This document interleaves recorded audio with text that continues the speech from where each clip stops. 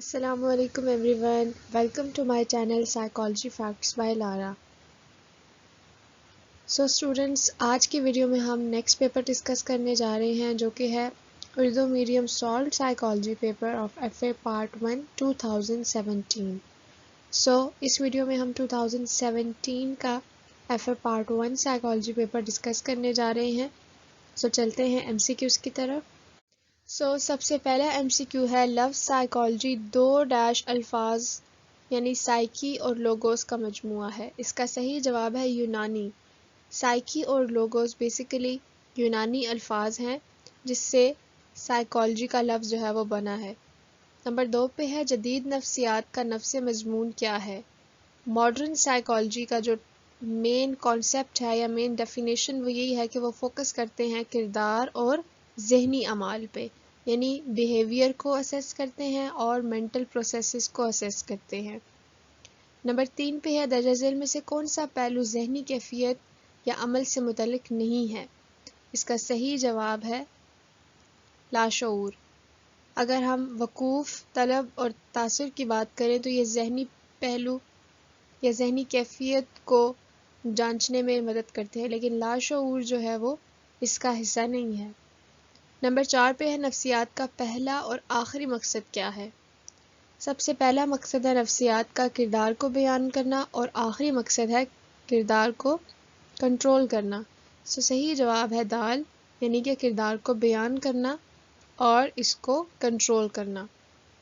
Number 5 پہ ہے تجرباتی نفسیات اثرات کا جائزہ لیتی ہے آزاد متغیرات کے۔ آزاد متغیرات ایسے متغیرات یا ویریبلز ہوتے ہیں جن پہ کسی کا اثر نہیں ہوتا بلکہ وہ دوسروں پہ اپنے اثرات مرتب کرتے ہیں۔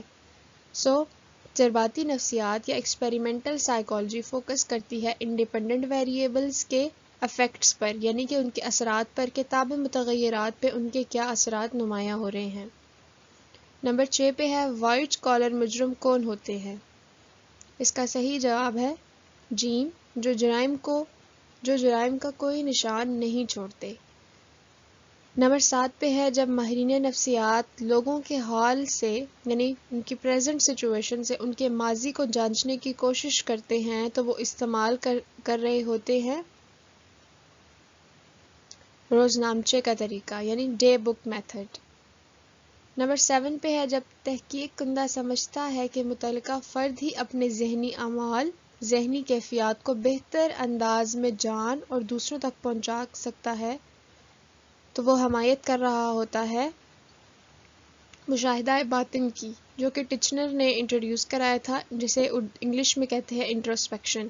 یعنی اس طریقے کے مطابق ایک انسان اپنی خیالات، اپنی ذہنی کیفیات، ذہنی اعمال کو اچھی طرح سے جان سکتا ہے اور دوسروں کو بتا سکتا ہے، لیکن اس میں بہت ساری جو ہے خامیاں تھی جس کی وجہ سے یہ طریقہ جو ہے اب استعمال نہیں کیا جاتا، کیونکہ اگر ہم ہر انسان کی بات کریں تو ہر بندہ جو ہے اپنی کیفیات کو دوسرے تک اچھی طرح سے نہیں پہنچا سکتا، اور وہ ایسا بھی ہو سکتا ہے کہ وہ اپنے ذہنی کیفیات کو دوسروں سے چھپا لے، اور اس میں بچے بھی ہوتے ہیں جو کہ بچے اپنی ذہنی کیفیات کو اچھی طرح سے لوگوں تک نہیں پہنچا سکتے۔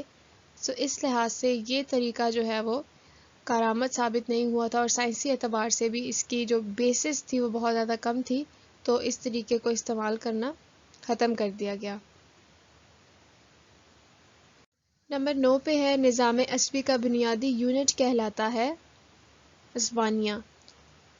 عصبانیہ یعنی کہ نیورون۔ نیورون جو ہے وہ ایک بیسک یونٹ کہلاتا ہے نظام عصبی کا، جو ہمارا عصبی نظام ہے ہمارے جسم میں، جو کنٹرول کرتا ہے ہمارے موومنٹس، جو کنٹرول کرتا ہے ہماری حرکات، کس طرح سے ہم نے کام کرنا ہے، ایمرجنسی کی سچویشن میں ہم نے کس طرح سے اس سچویشن کو ٹیکل کرنا ہے۔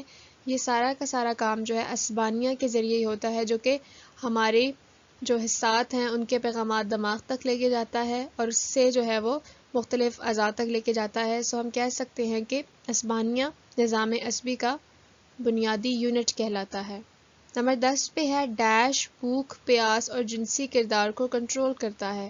اس کا صحیح جواب ہے ارشا یعنی کہ تھیلیمس۔ تھیلیمس ہی بھوک، پیاس اور جنسی کردار کو کنٹرول کرتا ہے۔ نمبر 11 یا 11 پہ ہے، جب روشنی آنکھ کے تاریک نقطے پر پڑتی ہے تو بصارت کی حس پیدا نہیں ہوتی کیونکہ یہاں مستقیمے اور مخروطے نہیں پائے جاتے، یعنی روڈز اینڈ کونز وہاں پہ پریزنٹ نہیں ہوتے، یعنی یہ ایسے خلیے جو کہ ایک تصویر بنانے کے لیے یا پھر رنگ بھرنے کے لیے ایک تصویر میں بہت زیادہ اہمیت رکھتے ہیں، اس مقام پر مستقیمے اور مخروطے موجود نہیں ہوتے، جس کی وجہ سے ایک تصویر نہیں بنتی یا انسان کو مکمل طریقے سے دکھائی نہیں دیتا۔ 12 پہ ہے احمد آنکھ اور اسب باصرہ کے ٹھیک ہونے کے باوجود دیکھ نہیں سکتا، درجہ ذیل میں سے کس فس کے افعال میں خرابی کا امکان ہے؟ اس کا صحیح جواب ہے عقبی فس۔ نمبر 13 پہ ہے وسطی درمیانی کان کا کون سا حصہ کان کے پردے کی دونوں طرف ہوا کا دباؤ یکساں رکھتا ہے، یعنی ہوا کا جو دباؤ بیلنس رکھتا ہے وہ کون سا حصہ ہے؟ یوستاکی نالی، جسے آسٹیچین ٹیوب بھی کہا جاتا ہے۔ 14 پہ ہے جب بعد میں یاد کیا جانے والا مواد پہلے سے سیکھے ہوئے مواد کو اس طرح سے متاثر کرتا ہے کہ پہلا والا یا تو مکمل طور پر بھول جاتا ہے یا اس کی خاصیت میں کمی آ جاتی ہے، یا تو یہ عمل کیا کہلاتا ہے؟ صحیح جواب ہے رجعی، یعنی کہ معکوس فعل مزاحمت، جس میں آپ کو بعد میں جو آپ چیز یاد کرتے ہیں وہ پہلی یاد کی ہوئی چیز کو متاثر کر دیتی ہے اور بعد میں یاد کی ہوئی چیز ہی آپ کو زیادہ یاد رہتی ہے۔ اس لحاظ سے آپ نے اس پورے عمل کو یاد رکھنا ہے معکوس فعل مزاحمت کے نام سے۔ 15 پہ ہے شخصیت کی ساخت کے درجہ ذیل نظاموں میں سے کون سا اصول لذت کے تحت کام کرتا ہے، یعنی اس کا فوکس یہی ہوتا ہے کہ مجھے اسی وقت جو ہے میری تمام ضروریات پوری کی جائیں، جو میری ڈیمانڈز ہیں وہ ایٹ دا ٹائم ہی پوری کی جائیں، تو یہ کون سا نظام جو ہے وہ اس پہ زیادہ فوکس کرتا ہے؟